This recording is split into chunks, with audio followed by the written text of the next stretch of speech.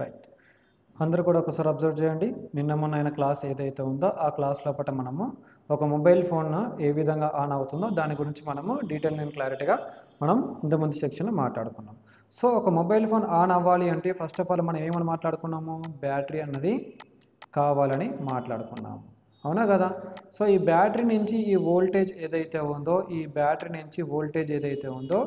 DC to డీసీఐసికి రావడం అనేది జరుగుతుందని మనము క్లియర్ అండ్ క్లారిటీగా ఇంతకుముందు జరిగిన క్లాసెస్ లోపల మాట్లాడుకోవడం జరిగింది. సో ఈ డీసీ టు డీసీఐసి నుంచి పవర్ ఐసీకి వెళ్తుంది అని కూడా మనము ఇంతకుముందు క్లాసెస్ లోపల మాట్లాడుకోవడం అనేది జరిగింది. రైట్. సో ఇప్పుడు ఈ పవర్ ఐసీ నుంచి సిపియుకి కూడా ఈ యొక్క వోల్టేజ్ అనేది వెళ్తుంది అండ్ ఈ పవర్ ఐసీ నుంచే ఈ eMMC or UFS. MMC full form తెలుసు కదా, embedded multimedia chip. MMC full form వచ్చేసి ఎంబెడెడ్ మల్టీమీడియా చిప్, యూఎఫ్ఎస్ వచ్చేసి యూనివర్సల్ ఫ్లాషింగ్ స్టోరేజ్. సో ఈ విధంగా ఒక నార్మల్ ఫోన్ లోపల ఉండే డయాగ్రామే ఇది అనమాట. ఇదే డయాగ్రాము కనుక మీరు కరెక్ట్గా అబ్జర్వ్ చేసినట్లయితే ప్రతి ఒక్క మొబైల్ ఫోన్లో ఉండడం అనేది జరుగుతుంది. ఒకటి సిపియు, ఒకటి ఈఎంఎంసి, ఒకటి యూఎఫ్ఎస్ అనేది ఉండడం అనేది జరుగుతుంది. సో ఈ విధంగా మనకి ఉండడం అనేది జరుగుతుంది. సో ఈ లైన్లో మీకు ఎటువంటి ప్రాబ్లం లేదని అనుకుంటున్నాను. సో ఇక్కడ వరకు నిన్నటి క్లాస్ మనం ఏదైతే మాట్లాడుకున్నామో బ్యాటరీ ఒకటి, డీసీడీసీఐసి ఒకటి, పవర్ ఐసీ ఒకటి అండ్ సిపియు ఎంఎంసి ఏవైతే ఉన్నాయో వీటి గురించి మనం క్లియర్ అండ్ క్లారిటీగా మాట్లాడుకోవడం జరిగింది కదా. సో ఈరోజు క్లాస్ లోపల బ్యాటరీలో ఎంతైతే వోల్టేజ్ ఉందో అంతే వోల్టేజ్ డీసీడీసీఐసి ద్వారా పవర్ ఐసీలోకి రావడమే నిన్న టాపిక్ అనమాట. మొన్న క్లాస్ ఏదైతే జరిగిందో బ్యాటరీలో ఎంతైతే వోల్టేజ్ ఉంటుందో అంతే వోల్టేజ్ పవర్ ఐసీకి ఇన్పుట్ అవ్వాలి. అదే పవర్ సీక్వెన్స్ అంటారు. ఏమంటారు? Power sequence. పవర్ సీక్వెన్స్ అని పిలవడం అనేది జరుగుతుంది. Power sequence. బ్యాటరీలో ఎంతైతే వోల్టేజ్ ఉంటుందో అంతే వోల్టేజ్ మన పవర్ ఐసీకి రావాలి. అది ఎవరి ద్వారా రావాలి అంటే డీసీడీసీఐసి ద్వారా రావాలి అనమాట. బ్యాటరీ అనేవాడు డీసీడీసీఐసికి ఇస్తాడు, డీసీడీసీఐసి అనేవాడు పవర్ ఐసీకి ఇస్తాడు. పవర్ ఐసీకి అని ఇవ్వడానికి మెయిన్ ఉద్దేశం ఏంటిదంటే అది సిపియుని యాక్టివేషన్ చేయాలి. పవర్ ఐసీ యొక్క మెయిన్ ఉద్దేశం ఏంటిదంటే సిపియుని ఈఎంఎంసిని పవర్ ఇచ్చి యాక్టివేషన్ చేయాలి. ఇదే మెయిన్ కాన్సెప్ట్ అనమాట. సో ఈ యొక్క జర్నీలో పవర్ ఐసీలు మాత్రమే ఇంప్రూవ్ అవుతాయి. ఈ యొక్క జర్నీలో పవర్ ఐసీలు మాత్రమే ఇంప్రూవ్ అవుతాయి. మోస్ట్ ఆఫ్ ద కేసెస్ లోపల డీసీ టు డీసీఐసి లోపల కూడా పవర్ ఐసీని ఇన్బుల్డ్గా పెట్టి సిపియుకి పవర్ ఇచ్చేటట్టు కూడా చేస్తాడు కొన్ని సిచ్యువేషన్స్లో, కొన్ని మొబైల్ ఫోన్స్ ఉన్న సిచ్యువేషన్స్లో. సో ఇక్కడ మనము ఏమని మాట్లాడుకుంటున్నాము, ఒక మొబైల్ ఫోన్ లోపల బ్యాటరీ, డీసీడీసీఐసి, మళ్ళీ ఇంకా CPU, power IC, CPU, UFS అని మాట్లాడుకుంటున్నాం. బ్యాటరీలో ఎంతైతే వోల్టేజ్ ఉంటుందో అంతే వోల్టేజ్ పవర్ ఐసీకి రావాలి. పవర్ ఐసీ నుంచి ఆ వోల్టేజ్ ఏదైతే ఉందో అది మనం ఎప్పుడైతే పవర్ బటన్ ప్రెస్ చేస్తామో, ఎప్పుడైతే మన మొబైల్ ఫోన్లో పవర్ బటన్ ప్రెస్ చేసినప్పుడు ఆ వోల్టేజ్ అనేది క్లాక్ రూపంలో జనరేట్ అయ్యి అది సిపియుకి, ఈఎఫ్ఎస్కి ఏవైతే రిక్వైర్డ్ పవర్స్ ఉంటాయో అవన్నీ వెళ్ళడం అనేది జరుగుతుంది. సో ఇది మన టాపిక్ అనమాట. సో ఇప్పుడు నెక్స్ట్ వచ్చే క్లాస్ ఏదైతే ఉందో దాని గురించి ఇంకా డీటెయిల్గా ఎక్స్ప్లెనేషన్గా మనం మాట్లాడుకోవడం. సో ఒక మొబైల్ ఫోన్ లోపల బ్యాటరీ, ఇక్కడ కనిపిస్తున్న బ్యాటరీ చూడండి, స్టెప్ వన్ ఒకసారి చూడండి. స్టెప్ 1 లోపల ఏమవుతుంది, బ్యాటరీలో ఎంతైతే వోల్టేజ్ ఉంటుందో అంత వోల్టేజ్ మన యొక్క డీసీడీసీఐసి లోపలికి వెళ్ళడం అనేది జరుగుతుంది. స్టెప్ 1 ఏదైతే ఉందో ఆ స్టెప్ 1లో ఏం జరుగుతుంది, బ్యాటరీలో ఎంతైతే వోల్టేజ్ ఉంటుందో అంతే వోల్టేజ్ మన యొక్క డీసీ టు డీసీఐసి లోపలికి వెళ్ళడం అనేది జరుగుతుంది. ఎప్పుడైతే ఈ వోల్టేజ్ అనేది డీసీ టు డీసీఐసి లోపలికి వెళ్ళిందో, ఇక్కడ కనిపిస్తుందా, ఒక రకంగా డీసీ టు డీసీఐసి అంటే ఏం లేదు, దాన్ని మనం ఛార్జింగ్ ఐసీ అని పిలుచుకుంటాము. ఏమని పిలుస్తాము? ఛార్జింగ్ ఐసీ అని పిలుస్తాము.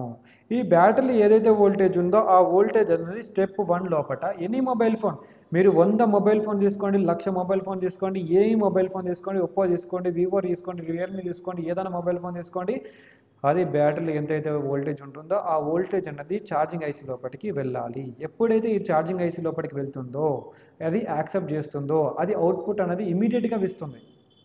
బ్యాటరీ లోపలికి వెళ్ళడమే ఆలస్యం, ఛార్జింగ్ ఐసీ లోపలికి ఇన్పుట్ అవ్వడమే ఆలస్యం. ఇక్కడ కనిపిస్తున్న బ్యాటరీ లోపల ఇన్పుట్ అవ్వడమే ఆలస్యం, అది అవుట్పుట్ అనేది ఇవ్వాల్సిందే.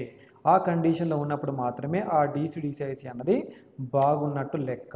సో ఇక్కడ చూడండి బ్యాటరీలో ఒకటి వెళ్ళింది, బ్యాటరీ నుంచి డీసీకి వెళ్ళింది, ఇమ్మీడియట్గా చూడండి నెంబర్ 2 స్టెప్ అనేది యాక్టివేట్ అయిపోయింది. నెంబర్ 1 స్టెప్ ఏంటిది, బ్యాటరీలో ఉన్న వోల్టేజ్ డీసీకి రావాలి, డీసీకి వచ్చిన తర్వాత అవుట్పుట్ అనేది అవ్వాలి.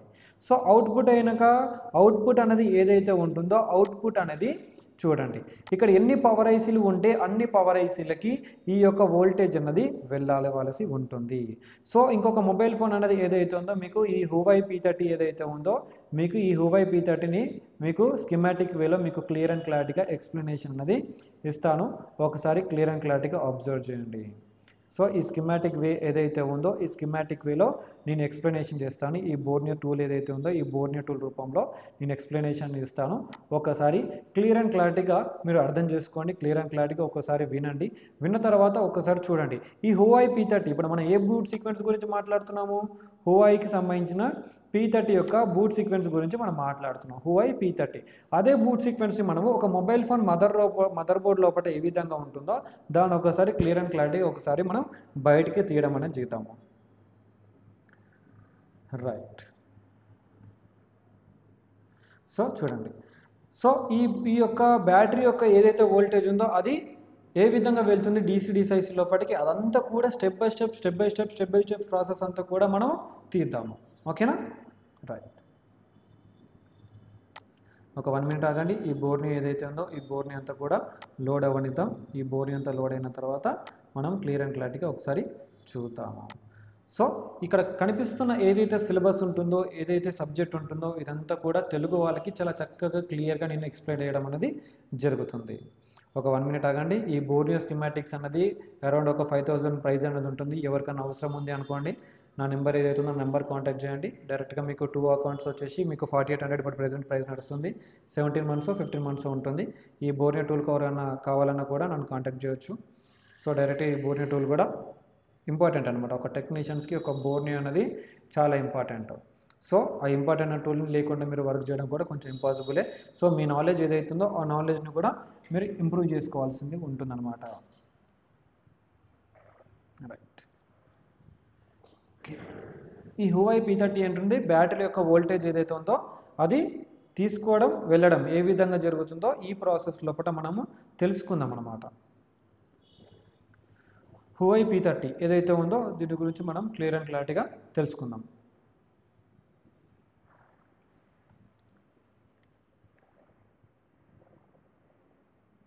సో ఒక 1 మినిట్ ఆగండి, అది ఓపెన్ అవుతుంది. జస్ట్ అది ఫైల్స్ అన్నీ అరేంజ్ చేస్తుంది అనమాట, దానివల్ల ఏం ప్రాబ్లం లేదు. ఒక 1-2 మినిట్స్ టైం పడుతుంది.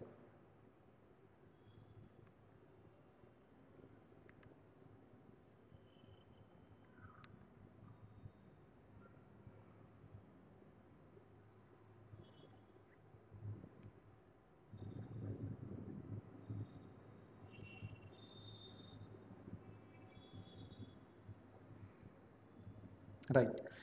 ఇదంతా కూడా అయిపోయింది. సో చూడండి ఒకసారి ఈ హువై సెక్షన్ ఏదైతే ఉందో హువై మోడల్ ఒకసారి మనం తీసుకుందాము. హానర్ అంటారు, హువై అంటారు. ఈ మోడల్ ఇక్కడ చూడండి, ఇక్కడ ఉంది. ఈ హువై ఏదైతే ఉందో P30 ఏదైతే ఉందో చూడండి, హానర్ P30 హువై P30 ఉంటుంది. హువై P30 ఇక్కడ చూడండి, P30 ఇక్కడ కనిపిస్తున్న P30 ఉంది కదా, బిట్ మ్యాప్ అనేది తీసుకుందాం మనం. ఇక్కడ బిట్ మ్యాప్ ఏదైతే ఉందో ఈ బిట్ మ్యాప్ని ఒకసారి మనం తీసుకుందాము. అండ్ హార్డ్వేర్ సొల్యూషన్స్ ఏదైతే ఉంటుందో దాన్ని కూడా ఒకసారి తీసుకుందాము. దాన్ని కూడా తీసుకొని మనము క్లియర్ అండ్ క్లారిటీగా ఎక్స్ప్లెనేషన్ అనేది స్టార్ట్ చేసుకుందాము. నెక్స్ట్ వచ్చేసి హార్డ్వేర్ సొల్యూషన్స్ కూడా తీసుకుందాము. చూడండి హార్డ్వేర్ సొల్యూషన్స్ ఏదైతే ఉందో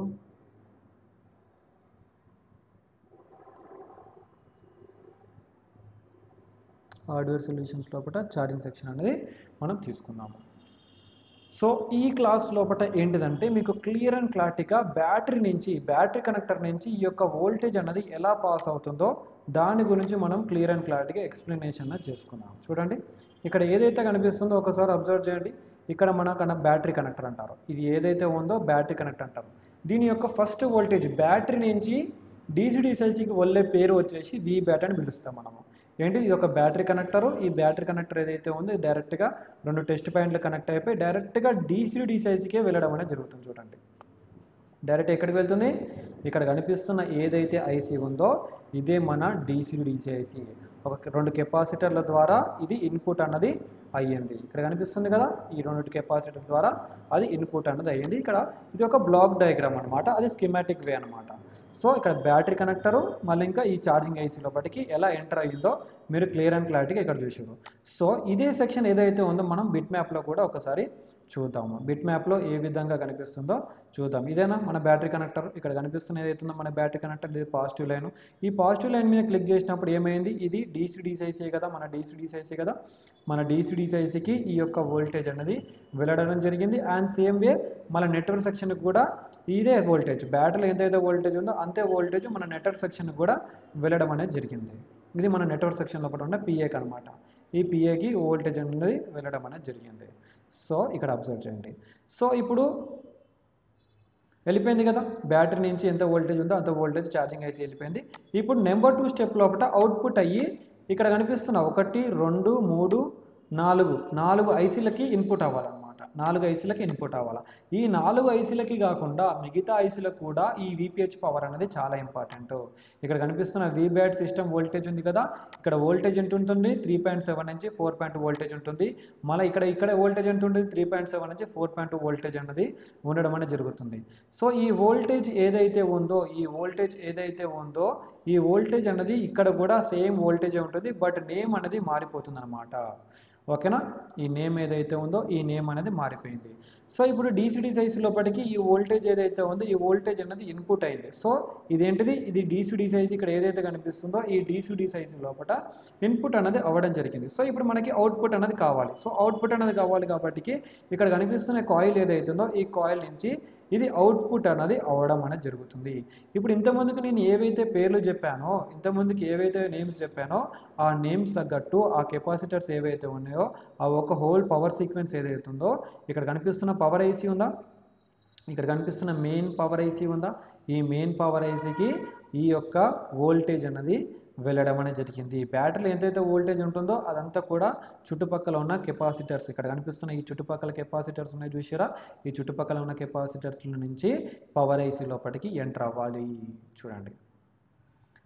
చూడండి మళ్ళీ ఇంకా మిగతా 2 పవర్ ఐసీల గురించి కూడా మనం మాట్లాడుకున్నాం కదా. ఈ పవర్ ఐసీ లోపలికి కూడా మళ్ళీ ఇంకా పక్కన ఉన్న పవర్ ఐసీ లోపలికి కూడా ఈ యొక్క పక్కన ఉన్న పవర్ ఐసీస్ ఏవైతే ఉన్నాయో పక్కన ఉన్న పవర్ ఐసీలకు కూడా వోల్టేజ్ అనేది వెళ్ళడం అనేది జరుగుతుంది. చూడండి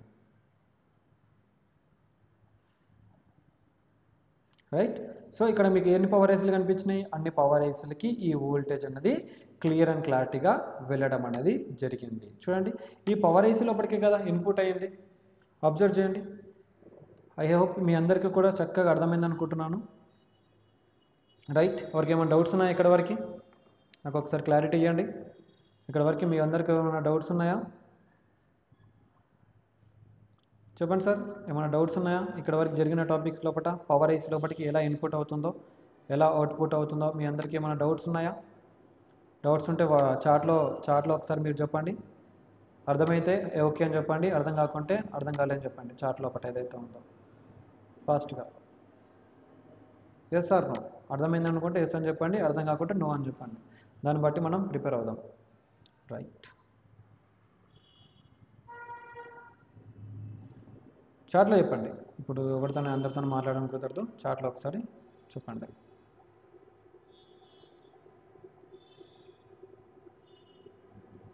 చెప్పండి మీ డౌట్ ఏదైతే ఉందో ఆ డౌట్ ఒకసారి చాట్లో ఒకసారి చెప్పండి, దాన్ని బట్టి మనం చూద్దాం.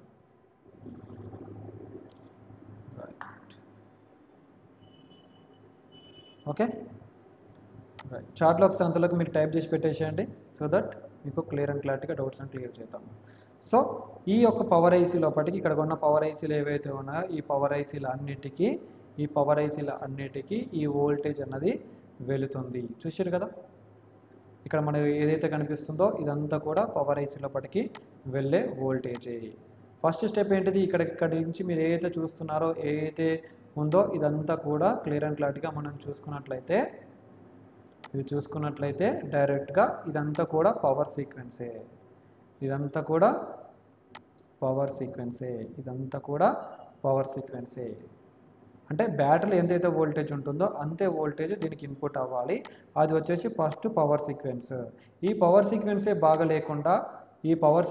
బాగలేకుండా పవర్ ఐసీకి వోల్టేజ్ అన్నది వెళ్ళదు. ఓకేనా? ఈ పవర్ ఐసీ ఏదైతే ఉందో ఈ పవర్ ఐసీకి వోల్టేజ్ అన్నది వెళ్ళదు. చూడండి, రైట్. ఇప్పుడు నెక్స్ట్ స్టెప్ ఏంటిదంటే ఇక్కడ కనిపిస్తున్న నెక్స్ట్ స్టెప్ ఏదైతే ఉందో ఒకసారి అబ్జర్వ్ చేయండి. నెక్స్ట్ స్టెప్ ఏదైతే ఉందో అబ్జర్వ్ చేయండి. ఇప్పుడు అన్నిటికీ పవర్ ఐసీలకి ఈ పవర్ ఐసీకి వోల్టేజ్ వచ్చింది, ఈ పవర్ ఐసీకి వోల్టేజ్ వచ్చింది, ఈ పవర్ ఐసీకి వోల్టేజ్ వచ్చింది, అండ్ ఈ పవర్ ఐసీకి కూడా ఈ VPH పవర్ 3.7 నుంచి 4.2 వోల్టేజ్ ఏదైతే ఉందో అదంతా కూడా రావడం అనేది జరిగింది. ఓకే, వచ్చే ప్రాబ్లమ్స్ ఎక్స్ప్లెయిన్ చేయండి సార్. ఇవి మిస్ అయితే కామన్గా వచ్చే ప్రాబ్లమ్స్ చెప్పండి. Okay, right. మెయిన్గా అవి రిలీజ్ అవ్వకపోతే రైట్ చెప్తాను. సో ఈ యొక్క వోల్టేజ్ అనేది కనుక ఈ వోల్టేజ్ కనుక 3.7 నుంచి 4.2 వోల్టేజ్ అనేది రిలీజ్ ఇక్కడ వాడికి రాలేదు అంటే, ఇక్కడ వాడికి కనుక రాకపోయింది అంటే ప్రాబ్లం వచ్చేసి మనకి DC ఐసీలో కూడా ప్రాబ్లం ఉంటుంది. సో మనం ఏం చేయాలా? DC ఐసీలో షార్టేజ్ ఉండొచ్చు, లీకేజ్ అయి ఉండొచ్చు, DC ఐసీ అనేది ఇరిగిపోయి ఉండొచ్చు. సో మనం ఏం చేయాలా? DC ఐసీని చేంజ్ చేయాలన్నమాట. అది ట్రబుల్ షూటింగ్లో మనం క్లియర్ చేసుకున్నాం. ట్రబుల్ షూటింగ్ చూడండి, దీని నెక్స్ట్ క్లాస్ వచ్చేసి ట్రబుల్ షూటింగే. ఇదంతా కూడా ట్రబుల్ షూటింగే. ఓకేనా? ఈ క్లాస్ అయిపోయిన తర్వాత ట్రబుల్ షూటింగ్ ఉంటుంది. ఓకేనా? బిఫోర్ దట్ చూసుకోండి. సో నెక్స్ట్ మనం ఎప్పుడైతే నెంబర్ 2 స్టెప్స్ అనేది ఫుల్ఫిల్గా అన్నిటికీ పవర్ అందిందో, పవర్ అందిన తర్వాత నెంబర్ 3 స్టెప్ ఏంటిది? మనం పవర్ బటన్ని ప్రెస్ చేయాలి. పవర్ కీ ఏదైతే ఉందో ఈ పవర్ కీని ప్రెస్ చేయాలన్నమాట. ఎప్పుడైతే మనం పవర్ కీని ప్రెస్ చేస్తామో, అంటే ఇక్కడ పవర్ కీని ప్రెస్ చేయక ముందుకు 1.8 వోల్టేజ్ ఉంటుంది. మనం ఎప్పుడైతే పవర్ కీని ప్రెస్ చేస్తామో ఆ 1.8 వోల్టేజ్ కాస్త ఏమవుతుంది అంటే 0 వోల్టేజ్ అయిపోతుంది. 0 వోల్టేజ్ అయినప్పుడు ఏం అర్థం చేసుకుంటుంది? ఓకే, ఇక్కడ పవర్ బటన్ ఎవరో ప్రెస్ చేసారో అని చెప్పేసి పవర్ ఐసీ అర్థం చేసుకొని పవర్ ఐసీ అని ఏం చేస్తుంది? క్లాక్కి వోల్టేజ్ పంపిస్తుంది. క్లాక్కి వోల్టేజ్ ఇక్కడ కనిపిస్తున్న ఏదైతుందో క్రిస్టల్ క్లాక్ అంటారు. ఇక్కడ కనిపిస్తున్న ఏదైతే ఉందో క్రిస్టల్ క్లాక్ అంటారు. ప్రతి పవర్ ఐసీ కాడ క్రిస్టల్ క్లాక్ ఉంటుంది, గమనించండి. X అనే పేరుతో ఉంటుంది అనమాట. ఈ పవర్ బటన్ ప్రెస్ చేయగానే ఇక్కడ క్లాక్ అనేది జనరేట్ అవుతుంది. క్లాక్ జనరేట్ అయిన వెంటనే ఏమవుతుంది? ఓకే, ఇక్కడ పవర్ బటన్ ప్రెస్ చేయగానే క్లాక్ జనరేట్ అయిపోయింది. క్లాక్ జనరేట్ అయిపోగానే ఈ హోల్ సిస్టమ్కి SPMI క్లాక్ ఏదైతే ఉందో అండ్ మళ్ళీ ఇంకా పవర్ ఏదైతే ఉందో CPUకి వెళ్ళడం అనేది జరుగుతుంది. ఈ 3 పవర్ ఐసీలు, ఈ పవర్ ఐసీ, ఈ పవర్ ఐసీ, ఈ పవర్ ఐసీ, ఈ 3 పవర్ ఐసీలు ప్లస్ ఈ బక్ బూస్టర్ ఐసీ కలిసి డైరెక్ట్గా ఏం చేస్తుంది అంటే డైరెక్ట్గా CPUకి వోల్టేజ్ అన్నది పంపడం అన్నది జరుగుతుంది. ఎప్పుడైతే చూడండి ఈ యొక్క వోల్టేజ్ ఎందుకు వచ్చిందా?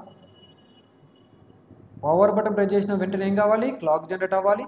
ఆ క్లాక్ జనరేట్ అయిన వెంటనే చూడండి ఇక్కడ పవర్ వెళ్ళాలా, ఈ పవర్ ఐసీ నుంచి ఈ పవర్ ఐసీ నుంచి పవర్ వెళ్ళాలా, ఈ పవర్ ఐసీ నుంచి పవర్ వెళ్ళాలా. సో ఈ యొక్క పవర్ అనేది ఎప్పుడైతే CPUకి సమానంగా పవర్ ఐసీల నుంచి అందుతుందో అది అనేది యాక్టివేషన్ అనేది అవ్వడం అని జరుగుతుంది. సో నెక్స్ట్ ఇప్పుడు క్లాక్ అనేది ఆల్రెడీ జనరేట్ అయింది కదా, ఆ క్లాక్ను యూజ్ చేసుకొని system power management interface number 5th స్టెప్లో చూడండి SPMI అని ఉంటుంది. SPMI క్లాకు, SPMI డేటా అని ఒక ప్రోటోకాల్ అనేది ఉంటుందంట. ప్రతి మొబైల్ ఫోన్లో క్వాల్కమ్ చిప్సెట్ కానీ హువాయి చిప్సెట్ కానీ మీరు తీసుకున్నట్లయితే SPMI ఉంటుంది. అంటే సిస్టమ్ పవర్ మేనేజ్మెంట్ ఇంటర్ఫేస్. అంటే పవర్ అంతా పర్ఫెక్ట్గా అవుట్పుట్ అయ్యిందా లేదా అనే ఒక కన్ఫర్మేషన్ అంతా కూడా తెలియజేసే ఒక ప్రోటోకాల్ అనమాట ఈ SPMI ప్రోటోకాల్ అనేది. ఈ SPMI ప్రోటోకాల్ అనేది ఏం చేస్తుందంటే పవర్ ఐసీ నుంచి CPUకి మధ్యలో ఒక బ్రిడ్జ్ లాగా పనిచేస్తుంది.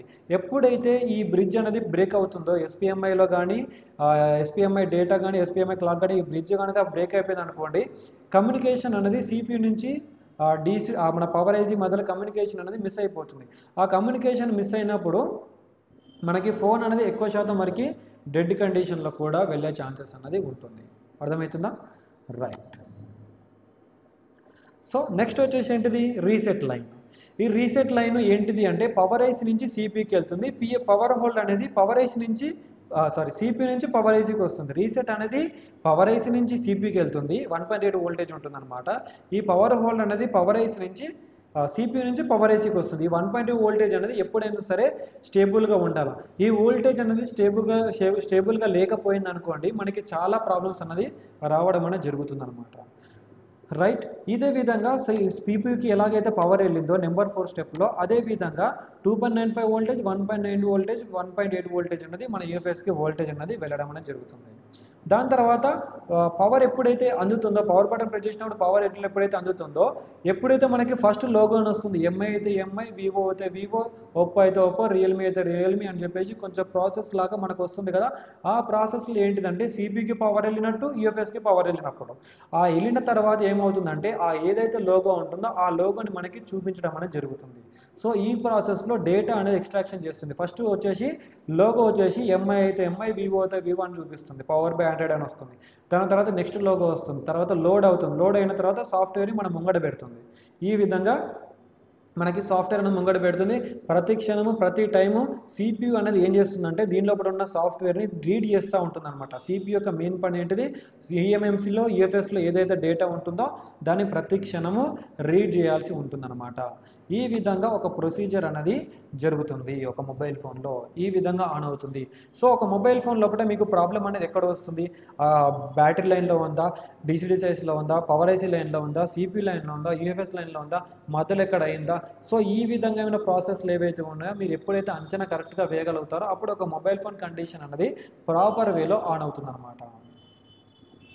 సో ఐ హోప్ ఇది థియరీ క్లాస్, ఇది ఏదైతే ఉందో ఇదంతా కూడా థియరీ క్లాస్ అనమాట. ఈ థియరీ క్లాస్ ప్రకారంగా ఈ బ్లాక్ డయాగ్రామ్ ఏదైతే ఈ బ్లాక్ డయాగ్రామ్ ప్రకారంగా నేను ఎప్పుడైతే మీకు ఈ యొక్క స్కిమాటిక్ వేని మీకు అర్థం చేయగలుగుతానో, హార్డ్వేర్ని అర్థం చేయగలుగుతానో, హార్డ్వేర్ని మీకు చెప్పగలుగుతానో అప్పుడు మీకు నిజమైన సబ్జెక్ట్ ఒక మొబైల్ ఫోన్ ఏదైతే ఉందో ఒక మొబైల్ ఫోన్ లోపల నిజమైన సబ్జెక్ట్ అన్నది మీకు అప్పుడు అన్నది వస్తుంది.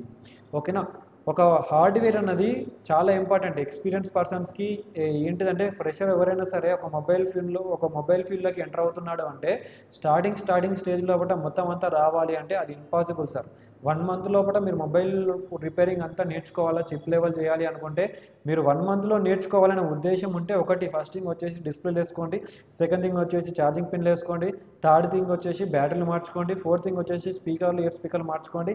ఇవంతా కూడా స్టెప్ బై స్టెప్ చేస్తుండగా లాస్ట్కి స్టెప్కి మీరు ఏం చేయాలి అంటే mobile phone mother board work ఉంటుంది చూసారా, దానికి రండి. డైరెక్ట్గా వచ్చిన ఫస్ట్ స్టార్టింగే మీకు డిస్ప్లేలు వేయాలి, అదే వేయాలా ఇది వేయాలా, టోసీ వేయాలా అదే వేయాలి అని చెప్పేసి కన్ఫ్యూజన్లో ఉన్నారనుకోండి చాలా ఇబ్బంది పడతారు. మీరు ఎంత కష్టపడ్డా కానీ మీ యొక్క ఇన్కమ్ అనేది తగ్గుతుంది కానీ పెరగదనమాట. సో నాలెడ్జ్ గెయిన్ చేసుకొని దాన్ని సంపాదించుకోండి. ఒక మదర్ బోర్డ్ని రిపేర్ చేస్తే 1000 నుంచి 2000 3000 దాకా తీసుకోవచ్చు ఎనీ మొబైల్ ఫోన్ గుర్తుపెట్టుకోండి. చిన్న జంపర్ వేసి కూడా మొబైల్ ఫోన్ ఆన్ చేయొచ్చు, చిన్న ఐసీని మార్చి కూడా ఆన్ చేయొచ్చు. ఐసీలు ఫ్రీగానే దొరుకుతాయి. స్క్రాప్ బోర్డ్ ఒక 10 స్క్రాప్ బోర్డులు కొనుక్కున్నాం అనుకోండి, ఆ స్క్రాప్ బోర్డ్ లోపల ఐసీని తీసేసి ఇంకో ఐసీ లోపల మార్చేసేయండి. అలా చేయడం ద్వారా మొబైల్ ఫోన్స్ లోపల ఈజీగా అయిపోతుంది. మీకు ఒకటే ఐసీ ఒక 10 20 30 ఒక 10,000 పెట్టి మీరు స్క్రాప్ బోర్డ్ అంతా ఇంత స్క్రాప్లు తెచ్చుకొని మేము ముంగట వేసుకుని అనుకోండి, ఆ మొబైల్ ఫోన్లో ఏ ఐసీ అయితే ప్రాబ్లం ఉందో ఐసీ తీసేసి రిపాల్ చేసి మంచిగా పెట్టేసేయండి, మొబైల్ ఫోన్ ఆన్ అవుతుంది. ఒక మొబైల్ ఫోన్ ఆన్ చేసినందుకు మీరు 10,000 ఇన్వెస్ట్మెంట్ పెట్టినందుకు ₹1,00,000 సంపాదించవచ్చు ఈజీగా. ఈ విధమైన ప్లాన్స్ అనేవి మీరు చేసుకోండి. డిఎస్ఓ ఇక్కడ కనిపిస్తున్న మిషన్స్ ఉన్నాయి చూసిరా, డీసీ పవర్ సప్లై ఏదైతే ఉందో, బ్లోయర్ ఏదైతే ఉందో, మైక్రోస్కోప్ ఏదైతే ఉందో, డిఎస్ఓ మిషన్ ఏదైతే ఉందో, మళ్ళీ ఇంకా షోల్డరింగ్ ఐరన్ ఏదైతే ఉందో, ఇవన్నీ కూడా మీరు యూజ్ చేయండి, కొనుక్కోండి. ఇవన్నీ కూడా కొనుక్కొని వర్కింగ్ ప్రాసెస్ అంతా కూడా మీరు స్టార్ట్ చేయండి. అప్పుడు మీకు ఈ ఎక్విప్మెంట్ లేకుండా నేను వర్క్ చేస్తాను అనుకుంటే చాలా కష్టం సార్. ఇక్కడ కనిపిస్తున్న టోటల్ ఎక్విప్మెంట్ ఏదైతే ఉందో మినిమం 50,000 ఉంటుంది. ఇక్కడే అదొక 7,000 ఉంటుంది, ఇదొక 15,000 ఉంటుంది, అదొక 7,000 ఉంటుంది, అదొక 3,000 ఉంటుంది, ఇదొక 10,000 20,000 30,000 25,000 దాకా ఉంటుంది. ఇలా ఈ విధంగా ప్రాసెస్ అన్నది ఉంటుంది. ఈ ఎక్విప్మెంట్ అంతా కూడా మీరు కొనుక్కోవాల్సి ఉంటుంది అనమాట. ఈ ఎక్విప్మెంట్ లేకుండా వర్క్ చేస్తానంటే అది ఇంపాసిబుల్, గుర్తుపెట్టుకోండి. ఐ హోప్ మీకు క్లాస్ అనేది అర్థమైంది అనుకుంటున్నాను. ఎవరికి ఏమైనా డౌట్స్ ఉన్నాయంటే నాకు ఒకసారి చెప్పండి. ఎక్స్ట్రా ఛార్జింగ్ ఐసీ అని ఏముంటుంది సార్? ఆ ఎక్స్ట్రా ఛార్జింగ్ ఐసీ అనేది ఐడెంటిఫికేషన్ చేయాలంటే చాలా సింపుల్ స్టెప్స్ ఉంటాయి. మన క్లాసెస్ లోపల క్లియర్ అండ్ క్లారిటీగా ముందు సెక్షన్స్ లోపల ఇంకా క్లియర్గా మాట్లాడుకుందాం. ఓకేనా.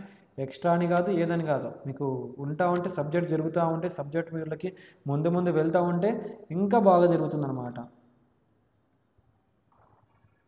చెప్తాను అంటే పక్కన చూస్తే సరిపోతుంది సార్. పక్కన ఏసీ కాదు, పక్కన కాయిల్ ఉంటుంది, కాయిల్ పక్కన చెక్ చేసుకోవాలన్నమాట. కాయిల్ ఉంటుంది, ఆ కాయిల్ పక్కన చెక్ చేసుకుంటే సరిపోతుంది. ఎవరైతే ఇంత ముందుకు నా దాంట్లో కోర్సెస్లో జాయిన్ అయ్యారో, ఎప్పుడైతే ఈ 5G కోర్స్ అనేది ఏంటి అంటే అడ్వాన్స్ లెవెల్ కోర్స్ అనమాట. ఈ 5G కోర్స్లో ఆల్రెడీ ఈ కోర్స్లో ఉన్నారా లేదా మీరు చూసుకోండి, యాప్ ఓపెన్ చేసుకోండి.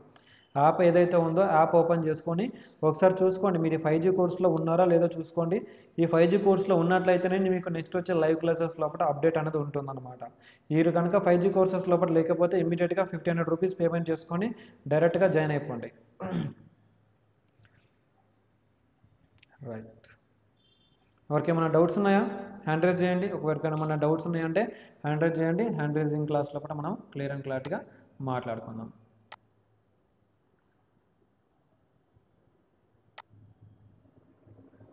చెప్పండి సార్, అందరికీ ఏమైనా డౌట్స్ ఉన్నాయా? వాయిస్ క్వాలిటీ కానివ్వండి, ఆడియో క్వాలిటీ కానివ్వండి, వీడియో క్వాలిటీ కానివ్వండి, అంతా పర్ఫెక్ట్గా అనుకుంటున్నాను. వేణుగారు, హలో వేణుగారు వినిపిస్తుందా?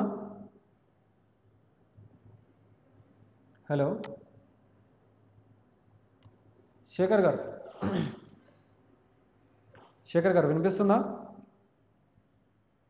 చెప్పండి శేఖర్ గారు. స్క్రాప్ బోర్డులో బెటర్ అని అడిగితే ఐసీలు కొనే బదులు స్క్రాప్ బోర్డులు కొనుక్కుంటే చాలా మంచిది అనమాట. స్క్రాప్ బోర్డులో బట్టి చాలా ఇన్కమ్, మీ దగ్గర ఎంత చెత్త ఉంటే అంత ఇన్కమ్ అనమాట మీ దగ్గర.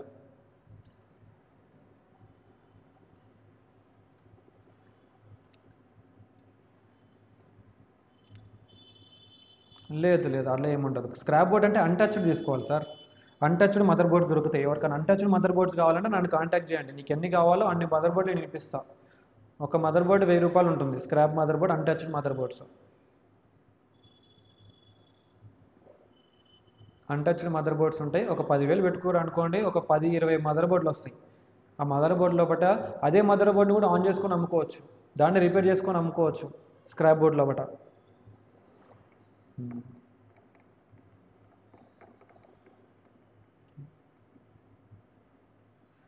హ్యాండ్ స్కిల్స్ అన్నది మీ దగ్గర ఎక్విప్మెంట్ అంతా ఉందనుకోండి, టూల్స్ అన్నీ పర్ఫెక్ట్గా ఉన్నాయనుకోండి, ఒక 10 రోజులు చాలు. మీ దగ్గర హ్యాండ్ స్కిల్స్ అన్నీ పర్ఫెక్ట్గా ఉన్నాయి, టూల్స్ అన్నీ కరెక్ట్గా ఉన్నాయి, ప్రతి టూల్లో మీ దగ్గర అవైలబుల్ ఉందనుకోండి, రోజుకి ఒక CPU రీబాల్ చేయడానికి ట్రై చేయండి. 10 రోజులు ఇంప్రూవ్ అయిపోవచ్చు. మీరు ఎక్కడ చేశారు కోర్స్ ఇంతకుముందుకు? Okay, right. మరి ఆన్లైన్లోకి వచ్చినప్పుడు మరి హ్యాండ్ స్కిల్స్ కోసం నా దగ్గర రండి డైరెక్ట్గా. ఇది ఆఫ్లైన్ ఫీజు వచ్చేసి ఓన్లీ హ్యాండ్ స్కిల్స్కి అయితే హ్యాండ్ స్కిల్స్ ప్లస్ థియరీ క్లాస్కి 10,000 ఉంటుంది. 10 days కోర్స్ ఉంటుంది. 10,000 10 days కోర్స్ ఉంటుంది. హ్యాండ్ స్కిల్స్ పర్పస్ కోసం అయితే.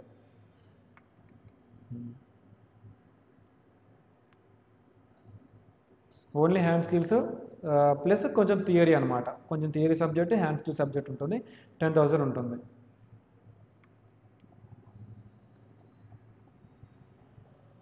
డైలీ ఉంటుంది. మీకు డైరెక్ట్ మీకు వదిలేస్తారు. మీకు ప్రాక్టీస్ చెప్పి టెక్నిక్స్ చెప్పేసి మీకు వదిలేస్తారు. మొత్తం డే అంతా అక్కడే ఉండొచ్చు మీరు. డైలీ అంతా ఇక్కడనే ఉండొచ్చు.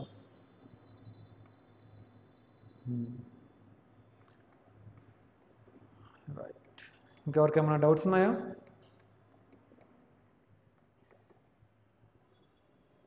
టూల్స్ ఎక్విప్మెంట్ అన్నీ ఉన్నాయా మీ కాడ? అన్నీ ఉంటే మరి ఆన్లైన్లో కష్టం. ఆన్లైన్ అవ్వడం కష్టం. అది పక్కన ఉంటేనే హ్యాండ్ స్కిల్స్ అనేది ఇంప్రూవ్ అవుతాయి అన్నమాట. హ్యాండ్ స్కిల్స్ ఇంప్రూవ్ అవ్వాలంటే పక్కన ఉండాలి. టీచర్ లేకుండా, గురువు లేకుండా ఈ ఫీల్డ్లో సక్సెస్ అవ్వడం చాలా కష్టం. గురువు లేని విద్య ఆల్రెడీ మీకు తెలుసు, గుడ్డి విద్యలాగా అయిపోతుంది అనమాట. గురువు లేకుండా ఉన్నారనుకోండి, కొంతవరకే సక్సెస్ అవుతారు.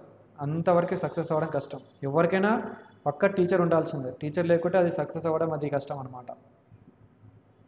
ఈ మొబైల్ ఫీల్డ్లో అయితే మెయిన్ సబ్జెక్ట్ లాగా అది ఒకటి తీసుకోండి.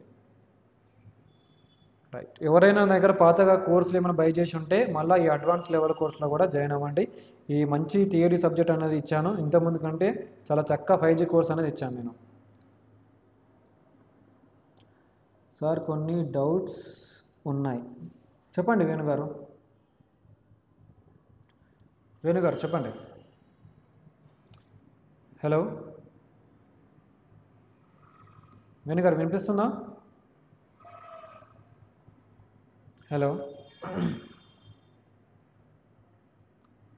వాయిస్ రావట్లేదు. ఇంకెవరికైనా డౌట్స్ ఉంటే హ్యాండ్ రైజ్ చేయండి.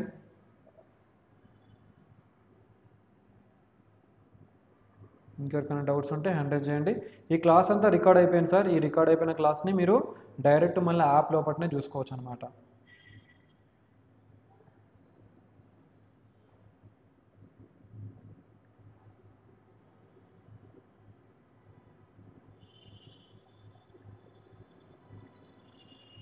ఇంకెవరికైనా డౌట్స్ ఉన్నాయా?